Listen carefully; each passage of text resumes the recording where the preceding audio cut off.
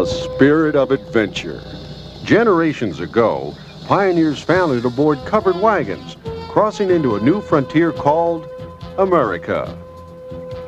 Today, that spirit of adventure lives on in a new generation of Americans, conquering rough and exciting territory in four-wheel drive vehicles.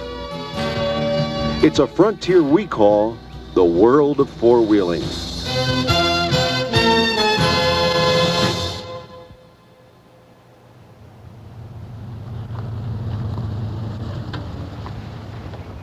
Hi, I'm Janet Watson. And I'm Sean McGraw. You know, Janet, I think it's obvious to anyone these days that four-wheel drive is going through an explosion. Everywhere you look, you see families enjoying their 4x4s. I think I know why, Sean. Four-wheeling is just plain fun.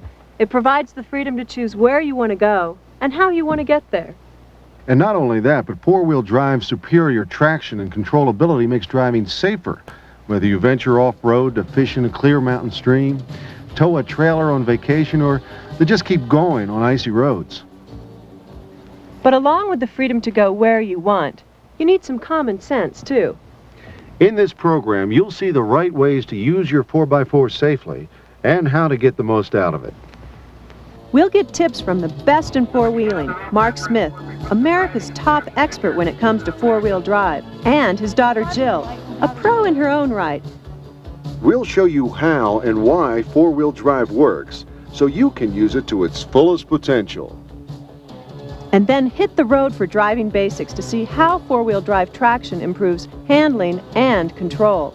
Next, safe winter driving techniques and professional advice on coping with slippery road situations.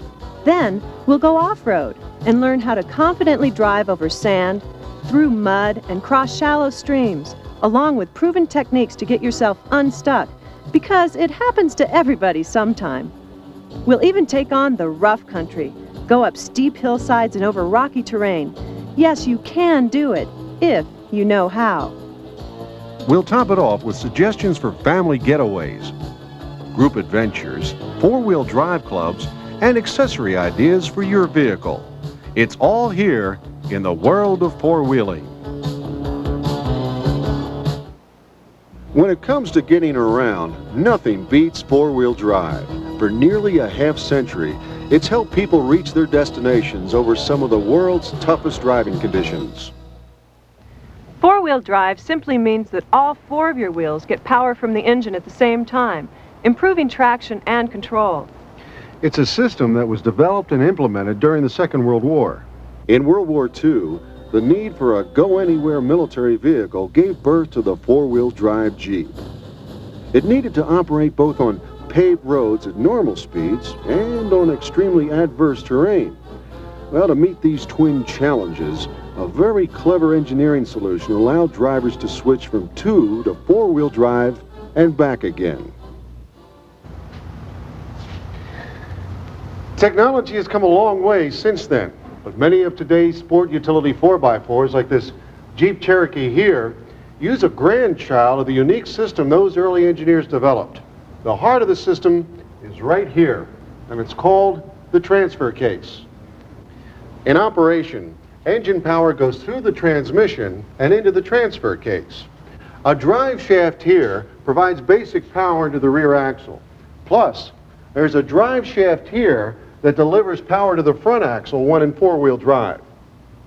And just as a transmission has different gear shift settings, the transfer case also has different gear positions. So, depending on the driving conditions, you can combine different four-wheel drive settings using both the transfer case and the transmission.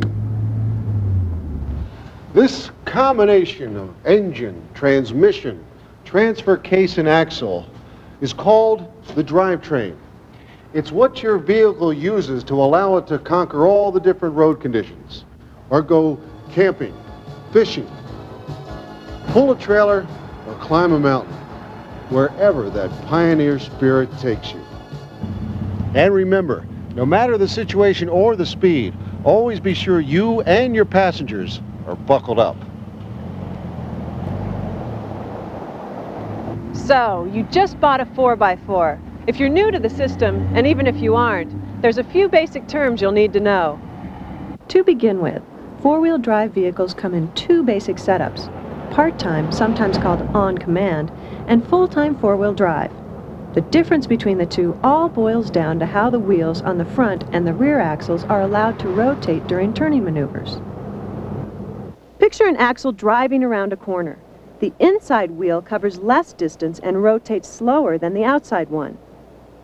If the wheels are not connected to the drivetrain, they are, in effect, freewheeling. Each is free to rotate differently, even though they're on the same axle. To allow wheels on a powered axle to move at different speeds when cornering, engineers developed what's called a differential, which is part of the axle and distributes speed to each wheel. In a turn, the differential allows the inside wheel to turn slower than the outside wheel, even though both are driving the vehicle forward. In part-time four-wheel drive, power is directed to both the front and rear axles in equal amounts. The drive shaft to the rear axle is rotating at the same speed as the drive shaft giving power to the front. The reason it's called part-time is that you use it part of the time, or when you really need it. Since both drive shafts are locked together, the front wheels have a tendency to fight the rear wheels on a turn on dry pavement because each wheel has a different turning radius and a good grip on the road surface. So, part-time four-wheel drive should only be used on loose or slippery surfaces where there is enough give or slip on the tires to eliminate the chances of binding between the front and rear wheels. While there's differential action between the wheels on the same axle, there is no differential action between the front and rear axle. So, if you drive in part-time four-wheel drive on dry pavement, you'll increase the wear and tear on your drivetrain and your tires. A full-time system, on the other hand, solves the problems of front-to-rear binding by simply adding a differential right in the transfer case. Now, the front drive shaft can rotate at a different speed than the rear drive shaft. With differential action on both axles, you can keep your Jeep in four-wheel drive full-time for as long as you like. This provides constant four-wheel drive control on all types of roads, from the freeway to the rugged trail to everything in between. The most convenient way to get from two-wheel drive to four-wheel drive is with a unique system called Shift on the Fly. That shift on the fly is one of the things that makes modern four-wheeling great. In some older 4x4s, to go from two-wheel drive to four-wheel drive and back, you'd have to stop and get out of the vehicle and engage the front wheels with locking hubs. Well, in modern vehicles, Shift on the Fly gives you the ability to change driving modes right from your seat at any speed. In the case of Jeep, Shift on the Fly is available in both part-time and full-time systems. Say you're going down a dry highway in two-wheel drive and suddenly a cloudburst soaks the pavement. Well, instead of stopping, simply move the transfer case lever to four-wheel drive as you go.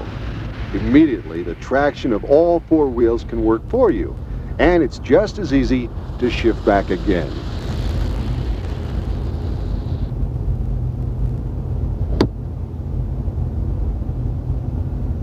You can get four-wheel drive in both automatic and standard transmissions, and it's really your taste as to which one is better. Both work equally well in four-wheel drive, though with automatic, you don't have to concern yourself with that clutch foot, which is really nice sometimes in off-roading.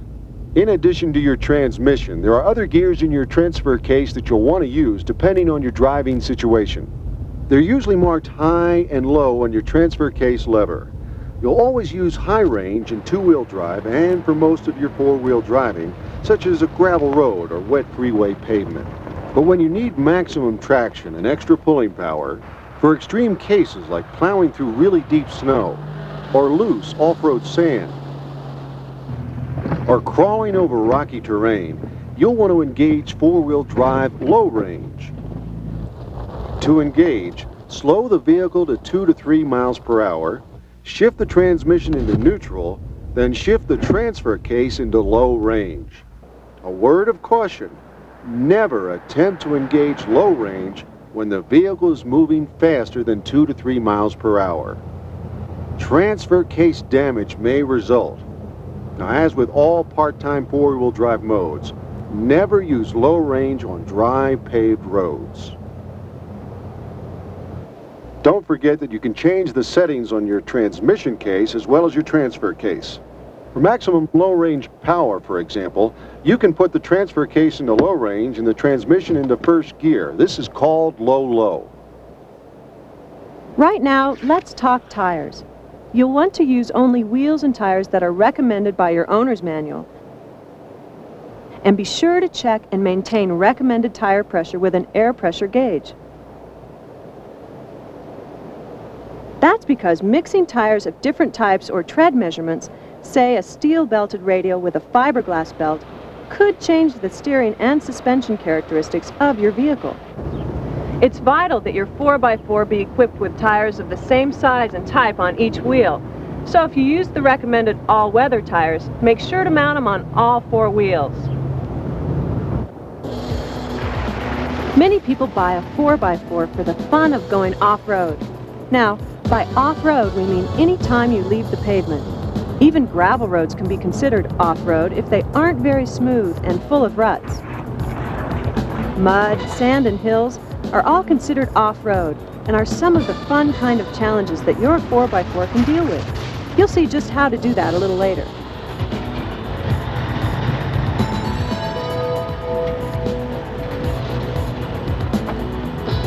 Before you leave the dealership, your salesperson will have reviewed the controls and other important aspects of your new vehicle.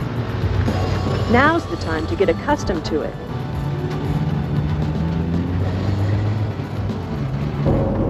There are handling differences in a shorter wheelbase and a higher ground clearance, so become familiar with your vehicle. Test the acceleration and try the brakes. Learn your limits in both. One thing you'll notice right off is better visibility. Sitting higher than normal cars, you can see over them, which is an advantage anytime, but especially good in towing boats and trailers.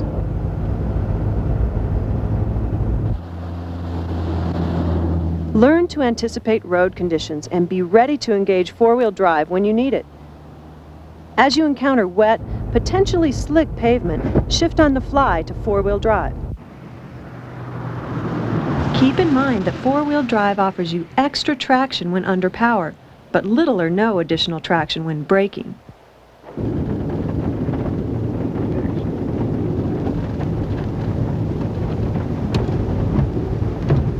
So even though you have the extra traction of four-wheel drive, be extra cautious in less than ideal conditions.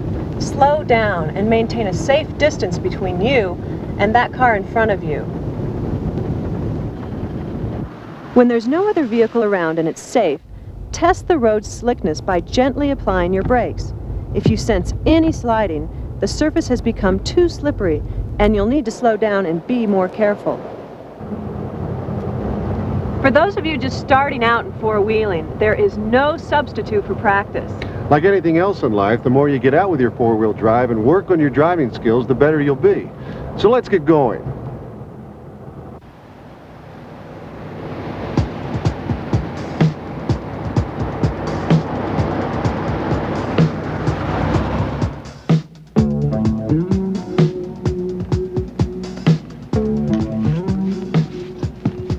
Beautiful day. Perfect for skiing. Lots of fresh snow. Now all we have to do is get there. Well, if any vehicle can do it, this one can. And if anybody can drive us there, she can. She's Jill Smith. Jill Smith regularly helps teach the LA County Sheriff's Department how to use four-wheel drive in patrolling the backcountry around Los Angeles.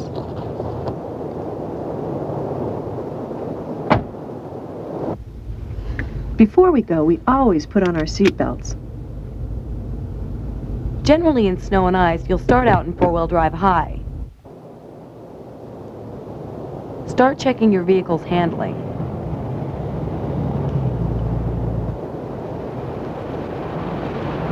How does your handling and braking feel? Is it sluggish? Does slight brake pedal pressure start you sliding? If it does, slow down.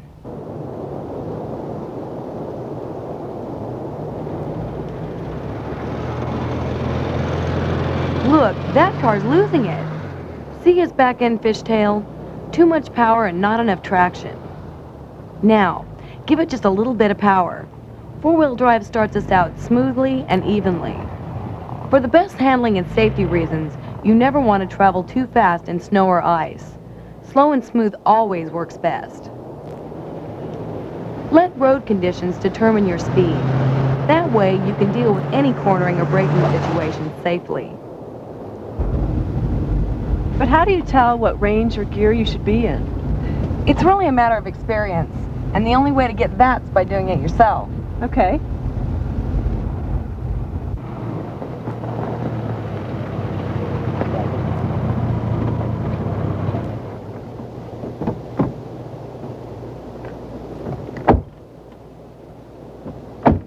It's a good idea for you to bring your 4x4 to a lot like this where you can get some practice. Okay. Your turn.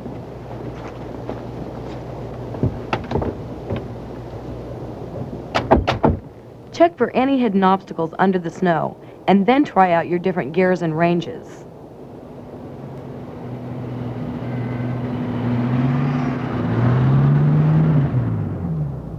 How does the handling and grip feel to you?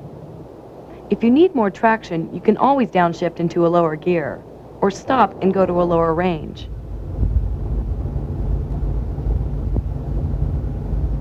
Practice gives you confidence, so when a real situation comes up, you don't have to stop and think. It just becomes instinctive.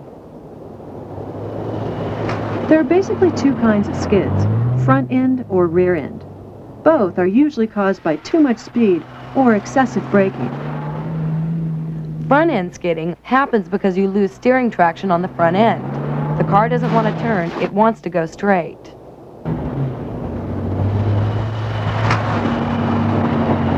To correct for this with manual transmission, lift off of the accelerator and decrease your steering angle to restore traction. If you have an automatic transmission, the two-footed technique comes in handy. Use your right foot lightly on the accelerator and your left foot softly on the brake instead of using your right foot for both. You have a quicker response time and more control over what the vehicle is doing. Rear end skidding occurs when the rear tires lose grip on the road and the rear end slides out.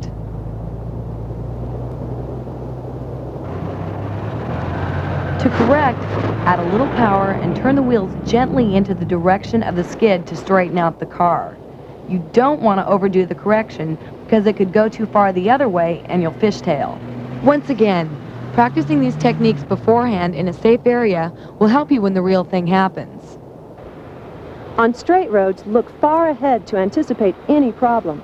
Avoid dangerous situations by keeping a safe distance between cars. And leave yourself ample room to slow down and stop. If you try to stop too quickly, you'll lock your brakes and slide. Instead, pump them to maintain traction. Anytime you're driving unplowed roads, all-weather tires, good for both snow and mud, are your best friends. They're designed to find traction for a good grip.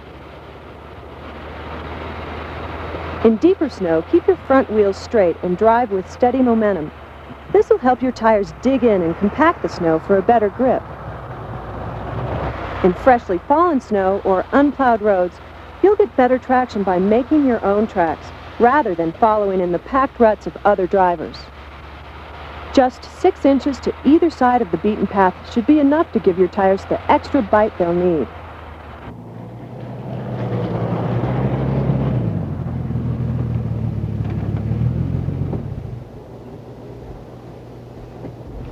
So, Jill, what should I do when driving in snow this deep? You want to switch to a lower gear but stay in four-wheel drive high. That should give us the power that we need to get through these tougher situations. The rule of thumb is downshifting until you get the traction and control you need. You may need to stop and shift into four-wheel drive low to make it through really deep or wet snow. The word here is smooth. Drive at a moderate speed as smoothly as you can. Let your vehicle's momentum work for you. Sometimes you'll find that you can power through some conditions that you'd otherwise get stuck in if you took it too slowly. Another important thing, watch for ice hidden under the snow. Not even a 4x4 has super traction on sheet ice. One of the biggest dangers of wintertime driving is something called black ice. That's when moisture on the pavement freezes into a thin layer of ice that's practically invisible, but it's very dangerous. To test for black ice, pump your brakes lightly and see if you begin to skid. If you do, slow it down. Stay off the brakes and let your engine compression help your braking. If you use tire chains in heavy snow or ice, it'll increase your traction dramatically. One thing you don't want to do is hit your brakes hard while using chains. They have a tendency to lock up even if you let off the brakes, and you'll keep skidding. If you must stop in a snowy area, such as a parking lot, and there's a grate of any sort, park in such a way that when you pull out, you're going downhill. Your chances of getting started again without getting stuck are a lot better.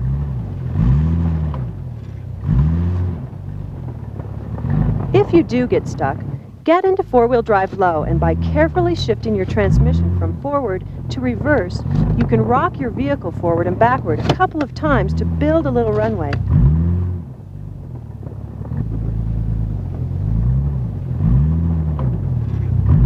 And get up some momentum to move out of your spot. Otherwise, use that handy shovel you always keep in the trunk. Dig out a pathway for your tires and use four-wheel drive low to make your escape.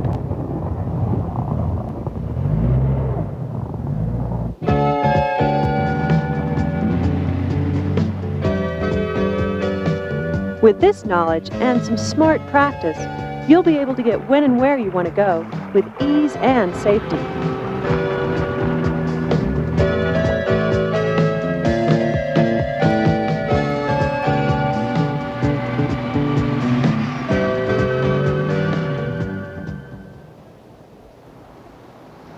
Most people buy a 4x4 for safety and security. But for some, going off-road is the real road to adventure. Away from the pavement, there are many fun and exciting challenges lurking out there.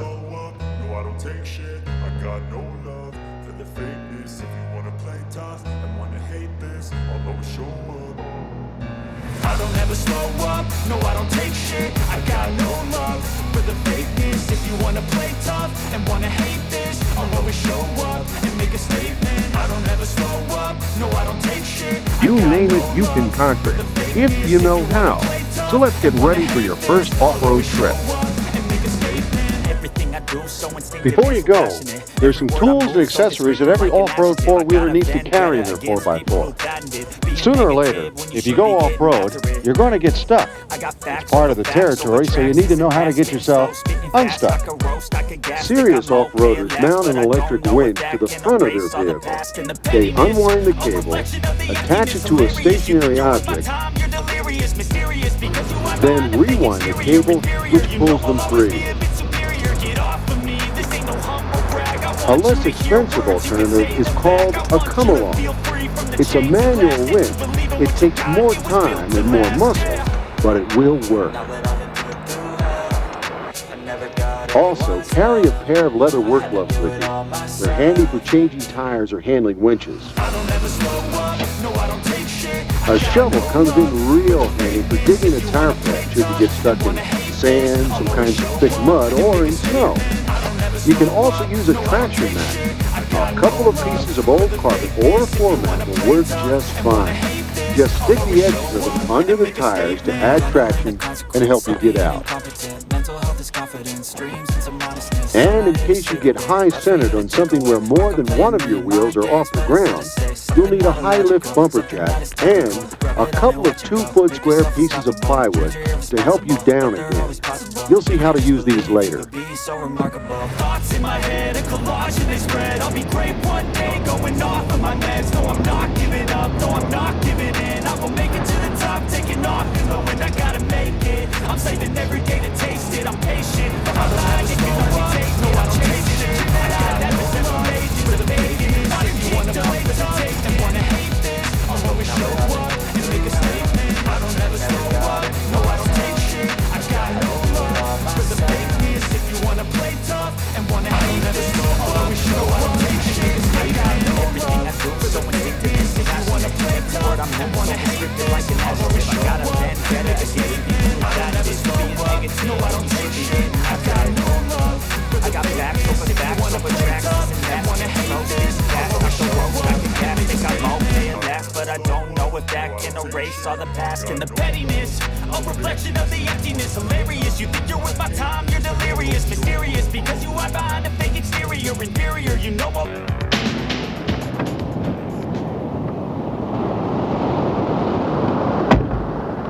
Let's start with something that most of us four-wheelers are likely to do, and that's driving in the sand. Now, whether you're riding on the beach or in the desert, there are some special considerations. Mark, what are some of those considerations? Well, two important things. One is the type of sand we're driving in, and the other is the distance we're going to have to drive in the sand.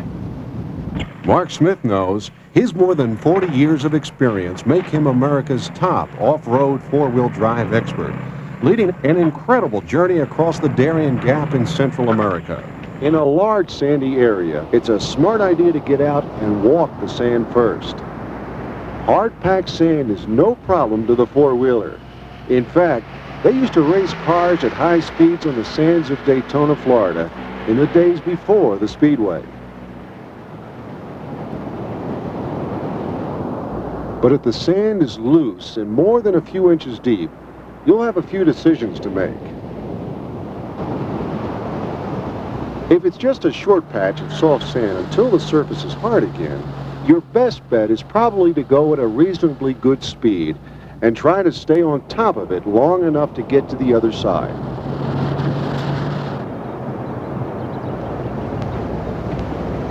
On this different stretch of soft sand, a deflated tire will spread the load over a larger area, allowing the tire to float or stay on top of the sand instead of digging in like a hard tire will. Your regular tires will work fine with some adjustments. First, drop each tire's pressure to about 10 pounds. Check it with a pressure gauge. You'll see a definite bulge in the sidewall where it's in contact with the surface.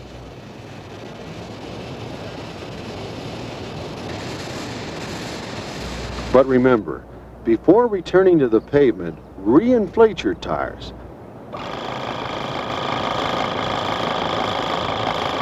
Otherwise, you'll tear them up. Use that portable electric tire pump.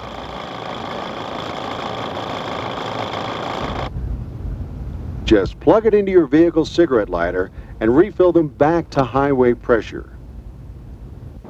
Double check them with your pressure gauge.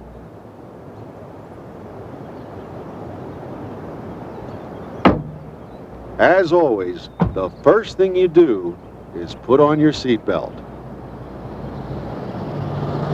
Now go, because once you're committed, don't change your mind. Go straight and steady. Momentum and smooth handling are the key, like driving in snow. You want to apply just enough power to keep moving, but not so much that the wheels begin to slip. When they slip, they're digging into the sand, and that's the last thing you want to be doing. Keep your wheels generally straight, and if you have to turn, do it smoothly. Making sharp turns has the same effect as putting on your brakes. And you could get stuck.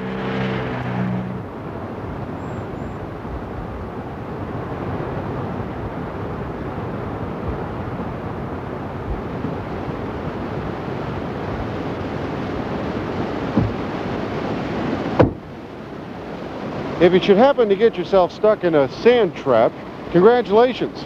It happens to Jack Nicklaus too. Now there are a number of choices you have to getting yourself unstuck, such as use your shovel and dig a path in front of one of your stuck wheels. A handy tip you might try is with two 2-foot square pieces of 3/4-inch plywood and a heavy-duty jack. Use one of the plywood pieces as a base for the jack. It spreads the load out over a bigger area and won't dig into the ground. Once your tire is out of the sand, you need something under it to provide traction. That's where the other piece of plywood comes in. And you can also use your floor mat or an old piece of carpet under the wheel.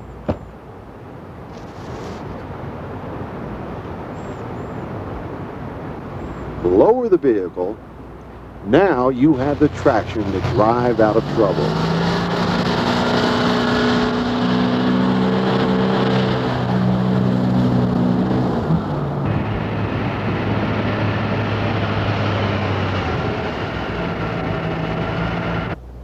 in spite of all this good advice, you're still stuck anyway, having a winch installed and knowing how to use it will definitely be a good thing. Simply put, a winch like this Ramsey is a motor mounted on the front of your 4x4, which winds a cable. It's powered by your Jeep's battery and operated by remote control.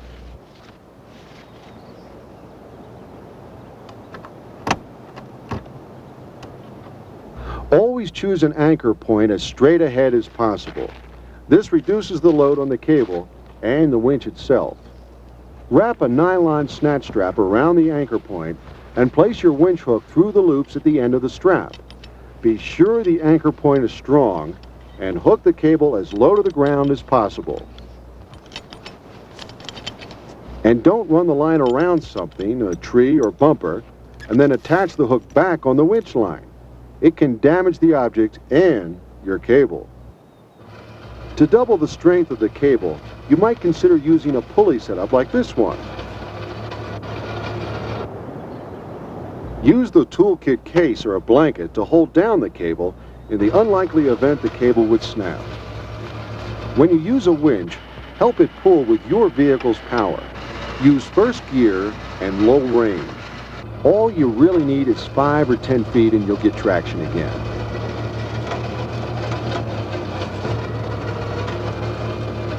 While in use, keep everyone else as far away from the winch as the cable is long for safety's sake.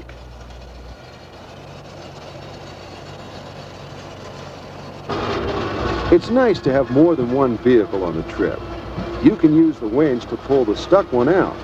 Just hook them up front to front, and with the winch turning, the puller can back up while the one that's stuck uses a little power and low range to help himself out.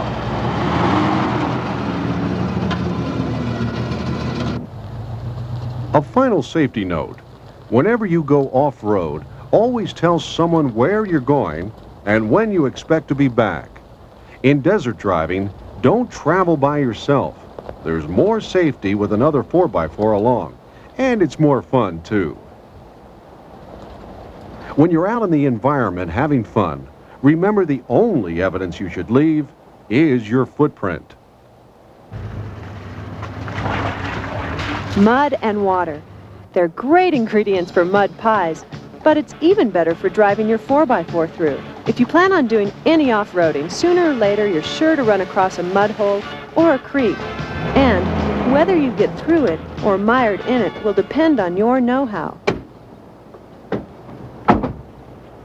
Now, your basic mud hole varies in consistency and depth. You can't tell just by looking at it. It could be soft like quicksand or almost as hard as cement. So you gotta stop and check out the situation. When in doubt, walk the route. It's a good idea to probe the area with a stick to check the depth of the mud. If it's less than 6 inches, you can probably slog through in four-wheel drive high. The bottom line is, if you don't know the depth of the mud, if you're in doubt or don't see tire tracks going out the other side, don't even try it.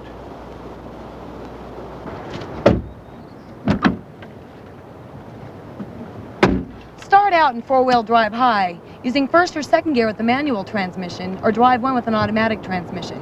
Depends on the characteristics of the mud.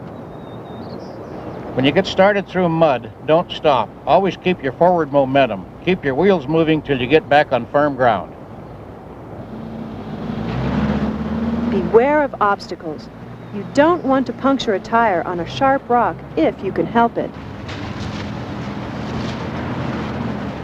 On a trail where you can't avoid a short section of mud, you might find that powering across it at a good clip will get your front wheels on solid ground so they can pull you out. Or try to keep two wheels on solid ground at all times. The traction will help pull your vehicle through the mud hole.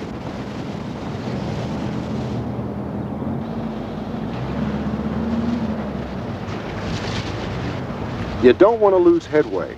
Once you've committed, don't stop, don't hesitate, just keep on churning till you make it to firm footing again.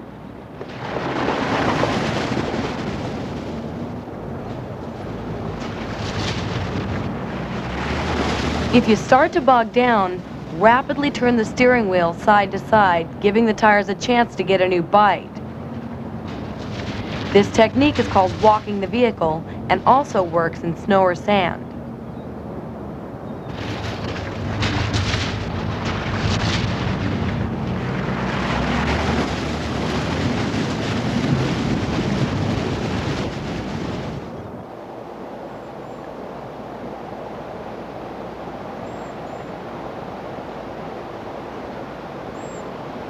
Driving through water is a lot like mud.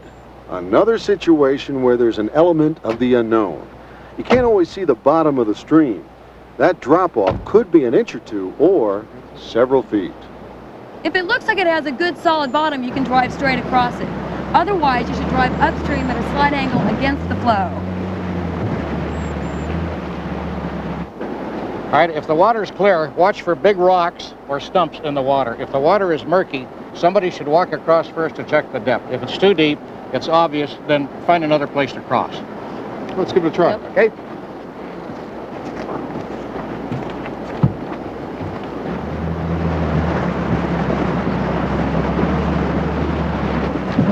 In crossing water, get into four-wheel drive, low range, and drive slowly across. Take your time, but don't stop. Moving water may wash out the footing under your tires and make it difficult to get underway again.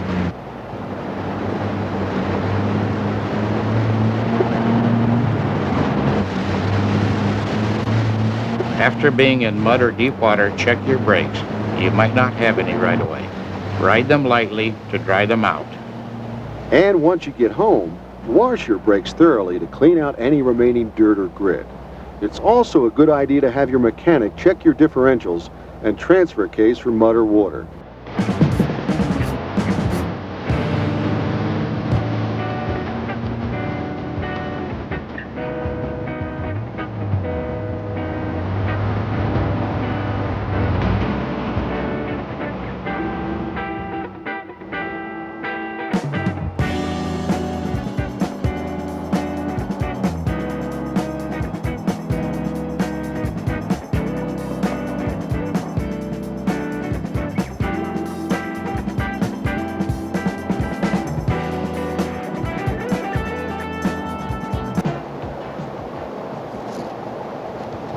The key to driving in rough country is go slow and let your vehicle do the work.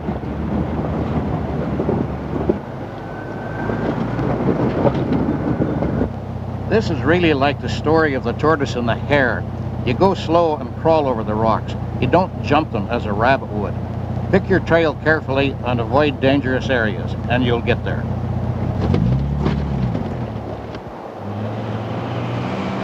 So, what's your strategy for handling a trail like this? I'd say anticipate. See what's in front of you and recognize a problem area that's coming up. That way you'll know how to deal with it. Look over the hood of your vehicle at all times. And don't look out the left side, because while this is happening, you could be getting your right side into trouble. Your best bet on dealing with big ruts? Steer the wheels onto the walls of the rut, riding on the sidewalls of your tires. Yes, the tires can take it. And straddle the deepest part of the rut.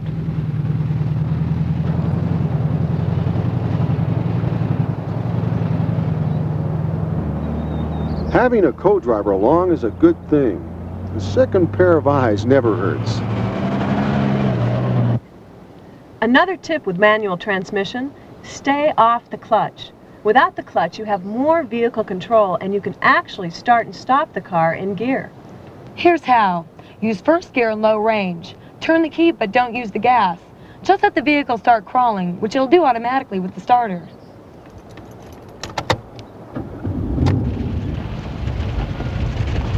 The engine will start up and idle over the obstacles.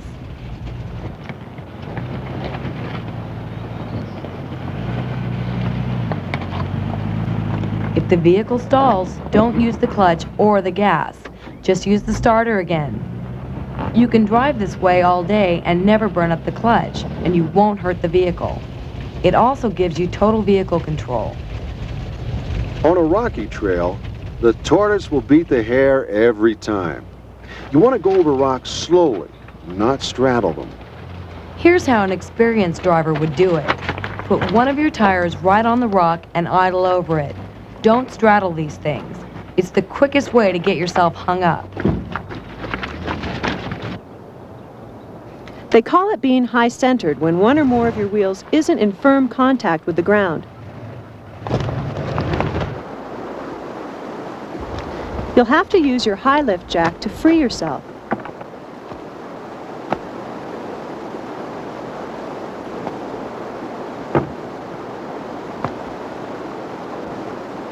To get unstuck, you use the jack on the wheels that aren't getting the grip.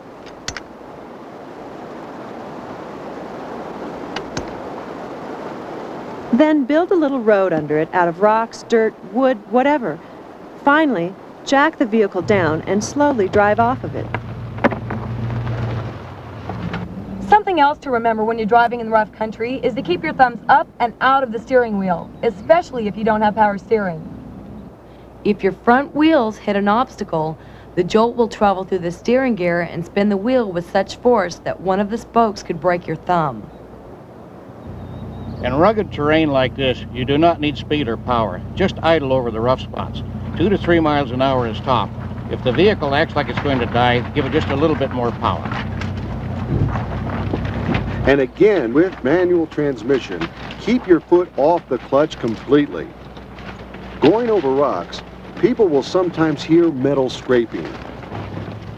You're going over the optional skid plate, which is doing what it's there for, protecting the underside of your vehicle.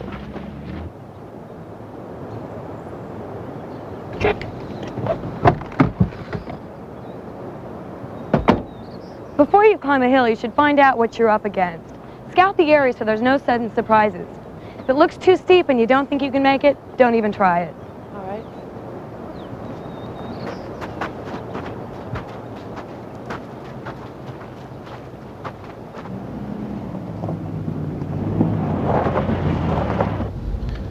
This the one we're going to do? It sure is, Sean. I've been teaching off-road driving for many years. I've never had anyone get in serious trouble yet. Okay, you're the boss. Let's go. Use four-wheel drive high range in low gear. Give yourself a running start. This gives you the power and the bite you'll need. Accelerate up the hill and then, just as you approach the top, ease off of the gas. There are 2 reasons for this. First, it's never a good idea to crest a hill at full speed. And secondly, it lets your vehicle find the traction that's needed. Momentum is everything. Smooth is the name of the game here. If you start to slip, shift into reverse gear and back straight down the hill.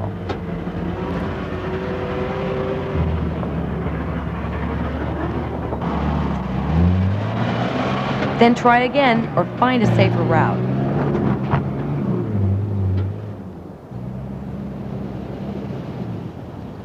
What goes up eventually must come down.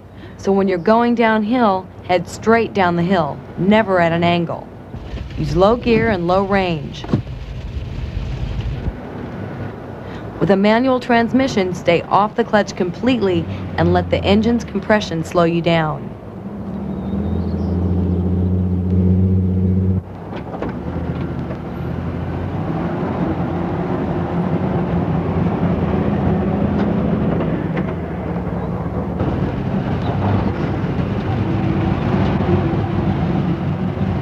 If you start to slide, use the 2-footed method.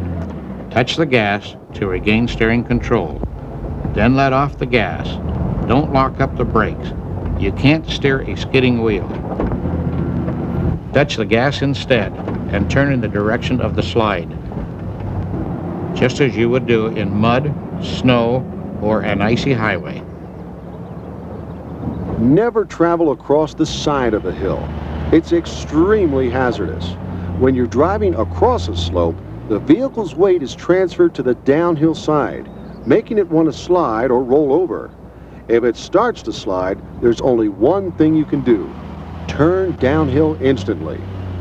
This transfers the weight to the front wheels and helps stop the slide. Then continue down using the same techniques for driving down steep inclines. Think about the tortoise and the hare. That's how you want to drive in rough country.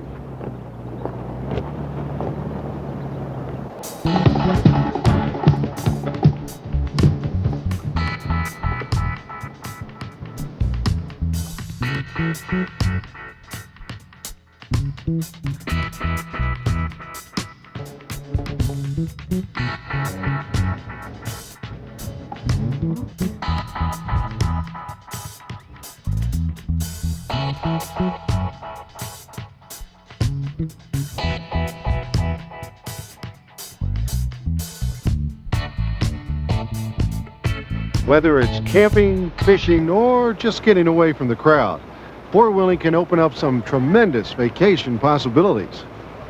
For a simple family outing, four-wheel drive is ideal for reaching secluded campsites with a minimum of fuss. For comfort and safety, you want to outfit your vehicle with some equipment. Here are some ideas. Bring along a good-sized tent or two.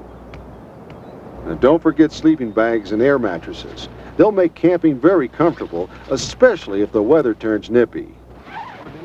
Be sure to bring along enough water and food and the utensils to prepare it.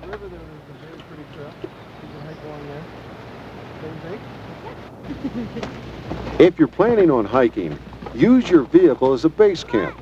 Then you can hike where you like, especially if your objective is rock climbing and the site is nowhere near the road. It's important to have some emergency equipment too. Remember to bring a first aid kit.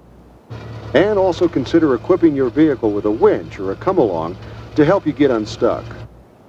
A CB radio can be an important link with civilization in case of emergency.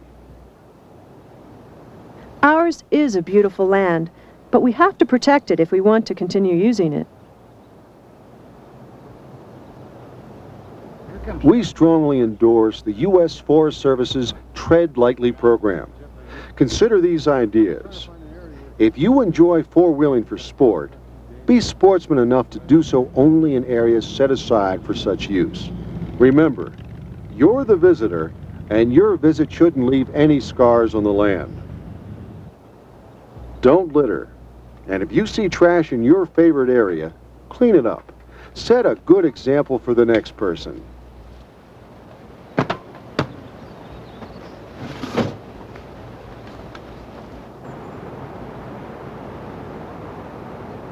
Drive on designated trails only.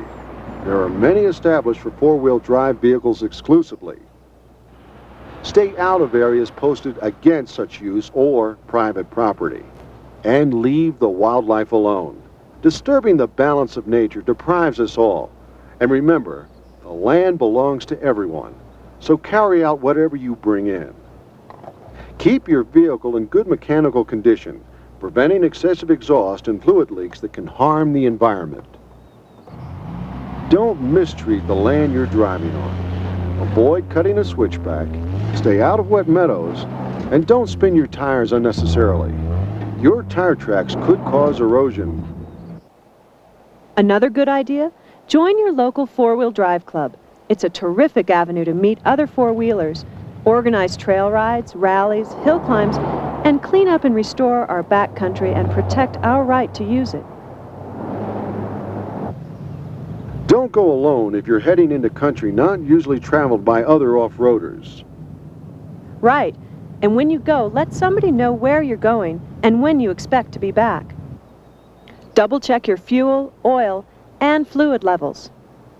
Bring a supply of those supermarket pressed sawdust logs for your campfire for those times when you arrive and all the wood is wet.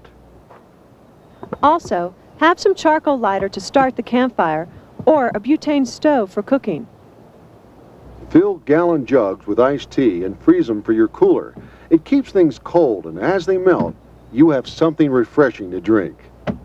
Events like this Hole in the Rock Jamboree in southeast Utah draw 150 Jeep families for a weekend of outdoor adventure along the rugged Mormon Trail, past its ancient Indian ruins. There are special activities along the way.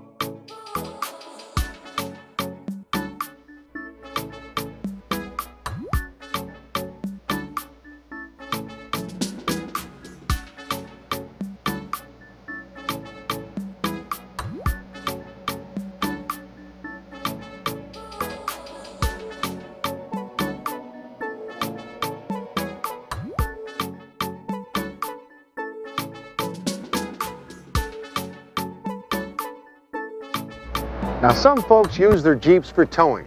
If you've got a boat or a trailer, make certain that the vehicle you buy has enough power to move the load without straining. Talk to your dealer. He's the expert and get you the proper kind of hitch and equipment that you'll need to get the job done. Before you need to haul something, it's a good idea to practice. Find an empty parking lot.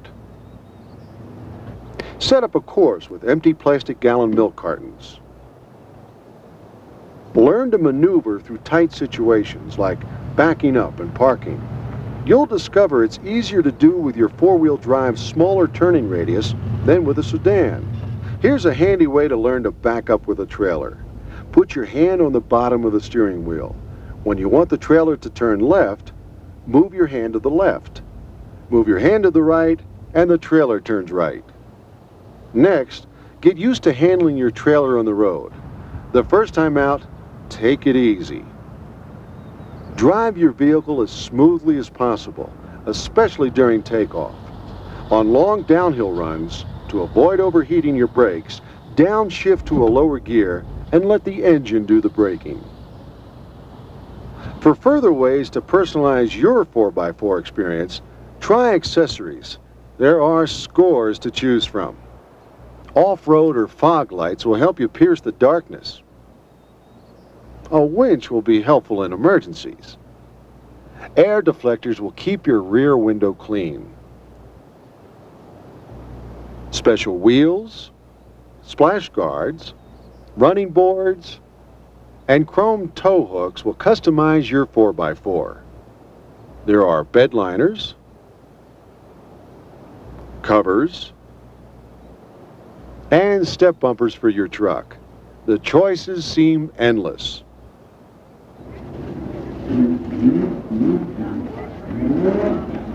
New forms of competition have grown around the abilities of the 4x4. Off-road racing commonly involves long, high-speed runs over rough terrain. One of the best-known races, the Baja 1000, is a 1,000-kilometer race through the barren Baja Peninsula of Mexico.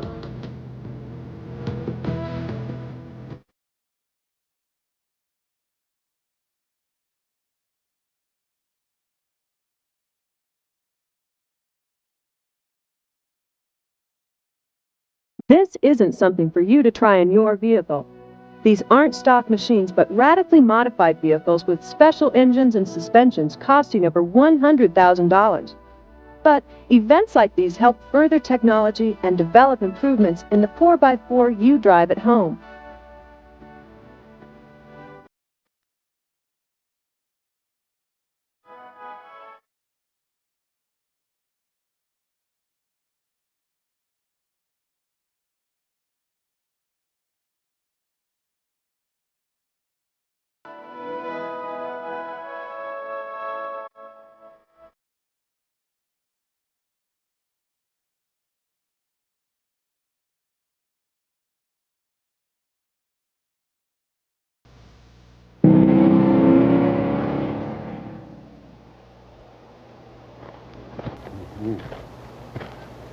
Well, that's it. From the World War II Jeep to today's off-road enthusiast, the four-wheel drive vehicle has evolved into one of the most versatile forms of transportation in the world. Plus, it offers traction and safety you can't get with conventional automobiles. There's a great country out there. Go see it. That American spirit is alive and well in the world of four-wheeling. See you out there.